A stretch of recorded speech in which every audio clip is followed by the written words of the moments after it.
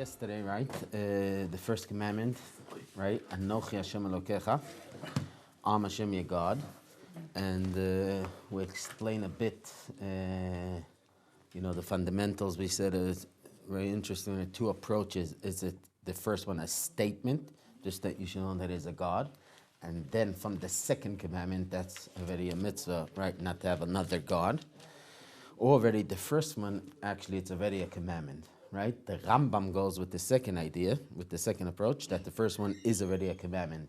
You have a mitzvah to know that it is a God, right? Then, right? To know that it is a God is somebody that is controlling the world, somebody is a creator, right? And all what it includes from that. So we mentioned, so that's the idea, that's how the Rambam goes. We mentioned that's how perhaps the Rambam took the 13 principles, okay? So I think we're in the middle of the 13 principles, right? Mm-hmm. Number 6, right? I believe in complete faith that all the words of the prophets are true. Okay, so the idea is like this, right? The idea is, what's the purpose of a prophet? What a prophet is meant to do? To warn people? To prophesy. What's the purpose of the prophesy, Shlomo, right? That's what it Hashem's is, right? message. Huh? Right, to relay Hashem's message. Okay, very good. You're both right, right? So to communicate to us, right, what Hashem wants from us, right? Hashem wants to send a message. Hey, Jews, you got to behave better. You got to do this. You got to do that, right? Mm-hmm. And to give a warning, right? If you don't do so and so, this is what's going to happen. This is what will happen, right? So the idea is like this. If you look carefully, I mentioned to you in the beginning, before Matan Torah, God says to Moses, right, they'll trust you forever. Okay, let me show you the verse a minute that you should see it inside. You see, the idea is like this, like I mentioned to you guys, right? Meir, right? Remember we said that this is a one-time thing forever, right? We won't have this experience again that God is speaking to people, right? This will be a one thing forever.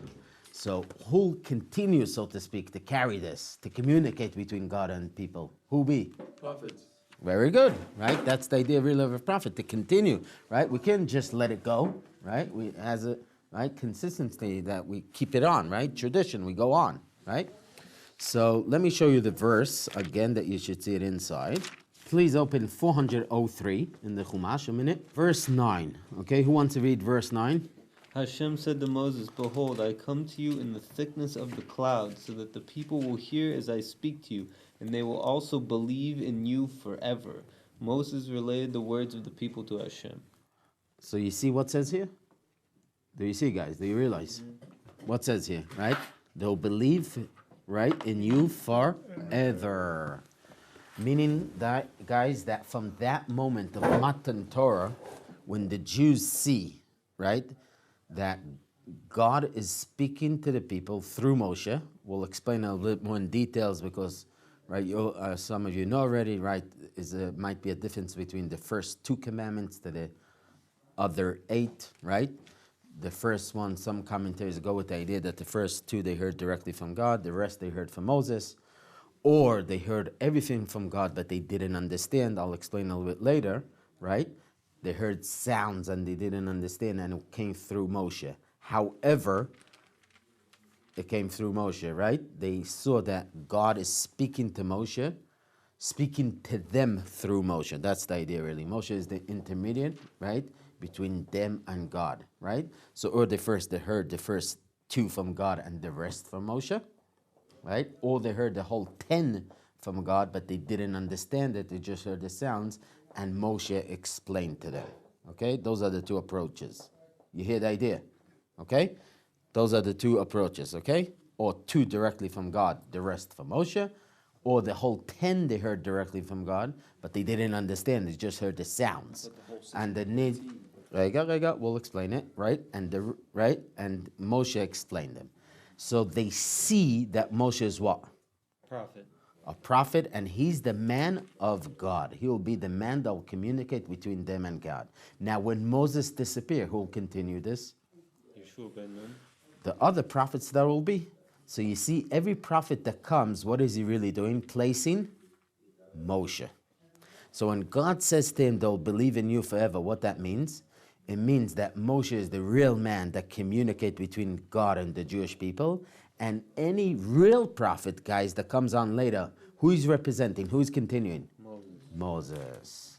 Okay? And like I mentioned to you, it's very important to know, the Rambam says, the Ramani says, that the full faith of Jewish people in Moses was because this event, that they saw God speaking, right, to them through Moshe, right? You can't have better than that, right? When you experience just such an event and you hear God is allowing Moses, right, to communicate with these people. He's telling him, hey, right, he's the man that will communicate, right? So the full faith, right, of Jewish people in Moses was because this event, not because of the miracles. Remember, guys, right? Moses didn't, right? God sent Moses to do great miracles, right? What kind of miracles? The 10 plagues, right? Splitting the Red Sea, bringing manna from heaven, right? No water, hits the rock, you have water. So those are great miracles, but we do not base Judaism based on miracles.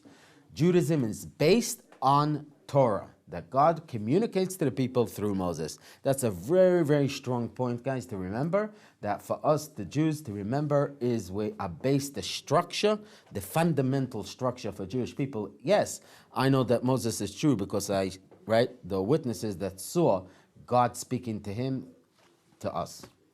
Okay? So now, that's why it's so important, guys, that we believe that all the prophets are true. Okay? That's a crucial point, right? Because the idea is these prophets are meant to be, like I told you, the continuity of Moses, and they, right, are helping to keep this going on. That's the job of a prophet, to give a warning, to give a message, right? That's the whole idea of a prophet. Okay? Let's go on, guys. Let's go to the next one. 7. All right, I believe with complete faith that the prophecy of Moses, our teacher, peace upon him, was true, and that he was the father of the prophets, both those who preceded him and those who followed him. What's the difference between 6 and 7? Oh, very good. Shlomo is asking me, what's the difference 6 and 7? We just said that we should believe that all prophets are true. So what we're doing now, what we're adding now in 7? Moses is the father of the prophets. Oh, very good. The idea is like this, that we believe, and the Rambam brings it down, is a major difference than all prophets to Moses. And Moses is the highest prophet that is possible as a human being.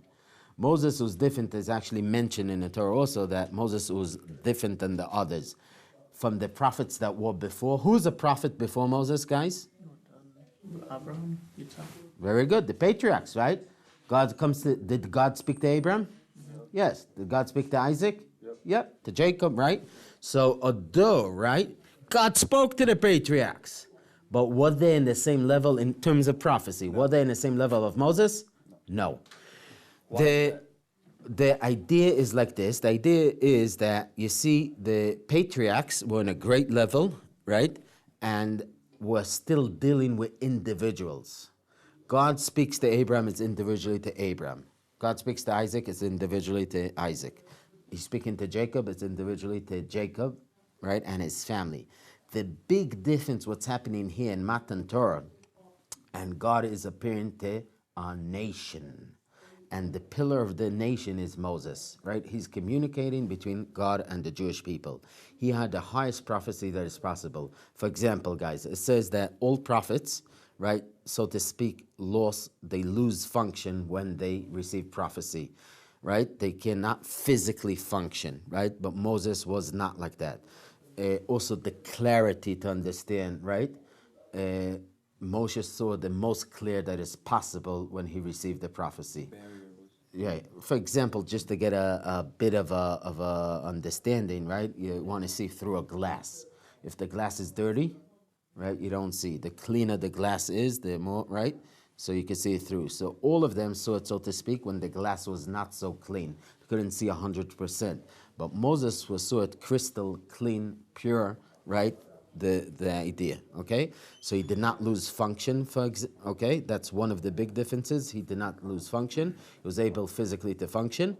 And, right, he saw it the clearest that it's possible to see, okay?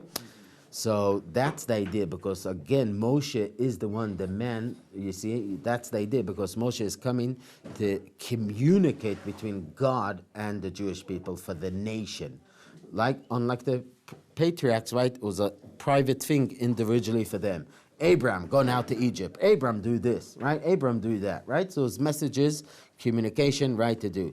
He did promise him the future, right? But especially only for him, private, right? Okay? Isaac, don't go down to Egypt, right? It was all messages for them privately. But when you're talking about Moses, right, it was for the whole nation, and Moshe will communicate. Moshe will write the Torah. Abraham didn't write the Torah. So Moses was the highest level that is possible. So guys, if you ask what's the difference between 6 and 7, the answer is to teach us what? Moses was different. So we believe that all prophets are true. All prophets are true, but included in that, we're saying that Moses is different, right? And like I told you, that we believe in prophecy, it starts with Moses, and God said to him, we'll believe in you forever. All real prophets that come for Jewish people and giving the warning to the Jewish people, don't worship idols, right? Serve God, don't do that, don't sin, right? Don't do that, right?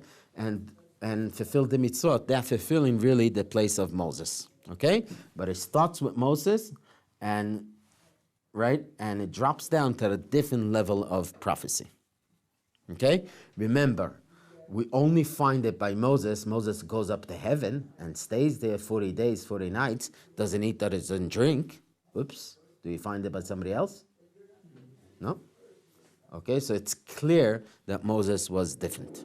If you take the 13 principles, you could really split it and say that the part are talking about God, what includes in believing in God, right? Like God is the creator, right? He's the only one. He's not something physical, right? He's the first and last, right? And then it talks about the Torah, right? And then it talks about the reward that we believe that God punishes and gives a reward. So you can break it really to three categories. Okay, guys, let's go on. 8. I believe with complete faith that the entire Torah now in our hands, the same one that was given to Moses, our teacher, peace be upon him. Right. So you see, the idea is that we're holding on to the tradition. And the same scroll that Moses wrote, right? 2,000 years ago? More than that, sorry. More than 3,000 years, right? The same scroll, right, that Moses wrote, we have still till today, right? Not literally the same scroll, but I mean the same writing we have till today. And that's why it's interesting, what happened, guys, if one letter is missing from the Torah? One letter. Could you use that scroll? No. Why would you kill? One letter. You know how many letters they have in the Torah? If you take the word Yisrael, right? Yisrael, right? The word Israel, it stands for Yesh, the R, Shishim, 60, right? Ribo, 60, 10,000. Ribo, the word Ribo means 10,000. That's a way of accounting in the Torah, okay? So, Israel, okay, the Yud is Yesh, right? Shishim is 60, Ribo, 10,000. How much is 60, 10,000?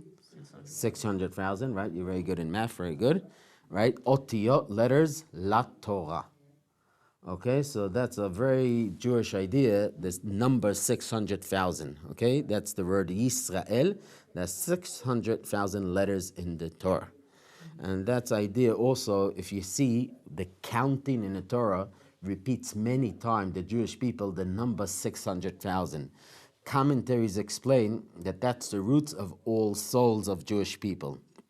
Souls, it goes with parts, so it's a whole mystical idea, not to go into too much to it, but the idea is that you have a soul, you have parts of a soul, and it's endless. So the idea is the source of all souls, right, physically would be at Matan Torah 600,000, the number 600,000. And that's interesting that connects also to the letters in the Torah. So it's not accidental that there's 600,000 letters in the Torah, okay? We are very crucial about that because the idea is like this.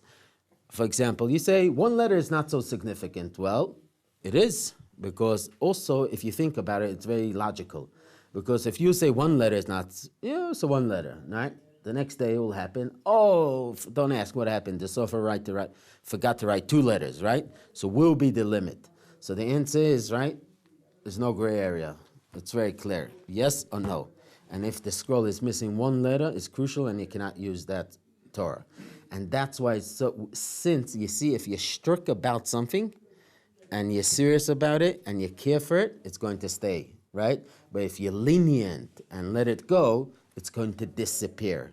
So we are very strict about holding the Torah as it is, and if it's missing one letter, it's no good. And that's why that's a strong point that we say that the Torah, right, that we have today was the Torah that was given by Moses, right? And we'll see also the next one that adds to it. But the idea is like this, that it's exactly the same Torah that we have today. And it's a very strong point, right, to say. And that's actually one of the ideas that you could use, that we, as a nation that is carrying for so many years, right, the same written structure, the same written material that was from then and was never changed. Okay, it's something, right, unbelievable that a scroll that was written over 3,000 years, right, until today when I want a Sefer Torah, I want to write a new one, I have to write exactly like it was then. Okay, that proves the idea of tradition, holding on, being serious about the structure to carry on the right tradition.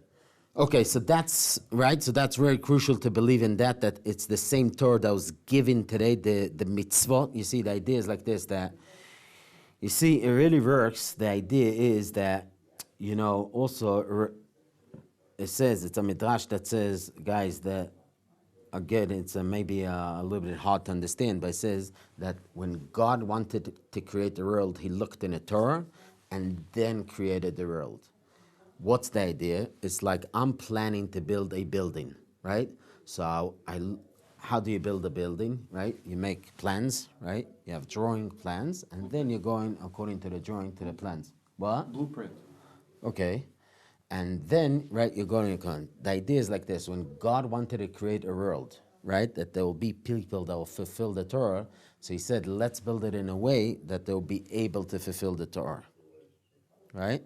So the Torah was before, right? And the idea is like this. It should be a world that they'll be able to fulfill the Torah. So he created the world according to the drawing, according to the plans of the Torah, right? So what we see now is actually results of a world that will be possible to fulfill the Torah. Okay? So that's the idea. The idea is the plans, the drawing was, right? The plans in order to be able to create a world that people will be able to fulfill, follow the Torah. Practically speaking, to do the mitzvot, right? To do that, right? So, right? It will create human beings. So how the human being will put on tefillin, how he will keep Shabbat, how he'll put on tzitzit, right? So he went according to the drawing, meaning the material that he was using. This is the world that I should build, this kind of world, the system of 7 days, right? They should be able to keep Shabbat, right? They should have an arm to put on tefillin, right? All that, right? They'll have the temple, they'll go 3 times a year to serve God in the temple, right? So all of that comes from the idea, this is the way to do it. Okay, let's go on, number 9. I believe with complete faith that this Torah will not be exchanged, nor will there be another Torah from the Creator, blessed is his name. Okay, so you might say, so what's the difference, right, a bit from the one before? So you might say, yeah, it's true, right? The Jewish people, right, heard the 10 Commandments. The Jewish people got the Torah from Moses. But what? But, you know what? Maybe Hashem abandoned the Jewish people. That's it. They didn't do a good job. Bye-bye. Right? That's what this is coming to avoid. He says forever. That's right. Right? That will not be changed. Meaning the idea is like this. When the Torah is given to the Jewish people, this is a contract forever. So not like others that say, like the New Testimony, right? They believe and say, well, it was an Old Testimony, right? And it was for the people that were doing a job for a while. But now, so to speak, when they didn't do so well, so forget about those, and we have the new testimony, meaning the different way to go. So that's what it's coming to avoid, that this is a contract forever. Okay, it will not be changed. The idea really starts, guys, that saying that we believe, like I told you, that the God is giving us rules, principle, guide for life, and this will be forever. And since that it's not man-made, it cannot be changed. Since that we believe that all the Torah was given through, right? The way that it works, right? God tells Moses what happened till his days, right? He starts from creation, from the very beginning. He tells Moses what happened, right? From the day of creation, right? Till his days. And then when Moses is alive, from time to time, he tells them, okay, told the Jewish people to keep Shabbat. Told the Jewish people we are coming into Israel. Told the Jewish people, right? In his lifetime, right? And the real question, guys, is the last 8 verses in the Torah. What are the last 8 verses in the Torah? Turn over, guys, to page 1123, right? You see verse 5? Right? So Moses, right, the servant of Hashem, died there, right, in the land of Moab. And he was buried in the land of Moab, right? And nobody knows his place of burial. Okay? Moses was 120 years old, right? He didn't lose from his power, right? He was functioning 100%, okay? And all Jewish people are crying for him. So what will be the question, guys? If we say that Moses wrote all the Torah, right? God gave instructions to Moses to write all the Torah. So what will be the question? How could he write about his own death? Correct. So that's the question, who wrote these verses, right?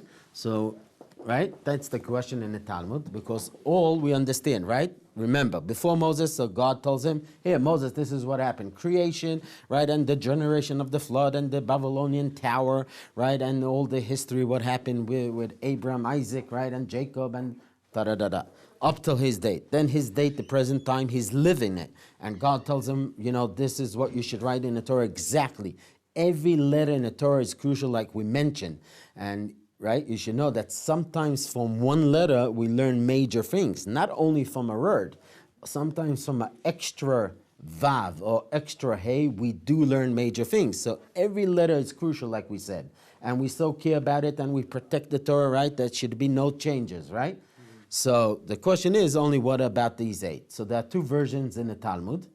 So one says that, again, it has a little bit deeper understanding, you have to understand it, that Moses wrote it, but not with ink, he wrote it with his tears. So the question what that means, okay? And the second answer that Joshua wrote it, okay? So those are the 2 approaches, okay? So right, so on the last 8 verses, right, that's the question who wrote it, and those are the 2 approaches in the Talmud. Or Moses with his tears, which needs an explanation what that means, or Joshua wrote it. So you see, guys, if you see number 6, 7, 8, and 9 are talking about the prophets and about the Torah. So these 4 really are guaranteeing the tradition of the Torah. Because in order to keep the Torah, like we said, when Moses passes away, somebody has to replace Moses to continue on, to communicate with the Jewish people, right? To give them the messages, to give them the warning, right? So these really 4 is also like one category to guarantee, right? To believe in the prophets, that the prophets are true, that Moses was true, and the Torah that we have is the same Torah that was given by Moses, and will never be changed. So like that, we're guaranteeing the tradition carry on the same Torah that was given back in the day. Okay, now this is going back again to speak about God. Number 10. Who wants to read number 10? I believe with complete faith that the Creator, blessed is His name, knows all the deeds of human beings and their thoughts, as it is said, He fashions their hearts all together, He comprehends all their deeds. Right, so this is talking, saying that God knows everything, right? He knows, and this is talking also, you see it says on, when is the day of judgment, guys? Rosh Hashanah, right? The Day of Judgment. And we say this on Rosh Hashanah, that we believe that God knows what's in the heart of man and all his actions. Now, guys, what would be the right order? The thoughts of a person or the action of a person? Thoughts and then action. Right? So really it should be thoughts and then actions. What do we say here? What did you read, Zax? Fashion. What says, look carefully, look in 10 again, right? I believe in full belief. No, Full belief, yeah? There's the deeds Mm-hmm. and their thoughts. So actions, then ideas. Right? So it seems out of order, right? It says first the deeds and then the thoughts, right? And then, but look carefully. But when we bring the verse, what says? He fashions the hearts. All together, and he comprehends all their deeds. Right? So when we bring in the end of the statement, so it says, right, that God created the hearts and he understands all the deeds, right? So what's the idea? Why are we making the change here? It's talking about their intentions, the intention of their deeds. Right. So for us human being guys, right, the right thing is, right, we go with the thoughts, right? What I'm doing today, I wake up in the morning, right? So I have a schedule, I have a system, something, right? So I said, okay, my thought is that I want to get up early, right, and pray today, and then to go like a good student to the classes, right? Or the evil inclination came in and said, okay, take it easy, right? Sleep a bit, right? For sure, he'll tell you it's only for the good that you should be awake, right? Take it easy, right? Sleep in, wake up 12 o'clock, it's okay, right? So, you see? So are the thoughts, you have to make decisions, and then you go to the action. So that's right for us human being. But really what it's coming to teach us that by God, right? You see, it's a little bit idea that we as human being, we are physical, and we have the past, we have the present, and we have the future. But by God, really, it's all the same. And it's coming to highlight the idea that not only that God knows the thoughts and deeds of man, right? Actually, to him, it doesn't make the difference, the past, present, and future. To him, it's all the same. Okay? But for us human beings, guys, it's like what says in the verse, that God knows the heart of a person, meaning knows his thinking, his thoughts, and that will bring him to make the actions. That will make him to make the good deeds or the bad, right? But that's for us human beings, that's the right order. But for God, really, it doesn't make a difference because, again, the past, present, and future, it's all the same. Okay, guys, have a wonderful day.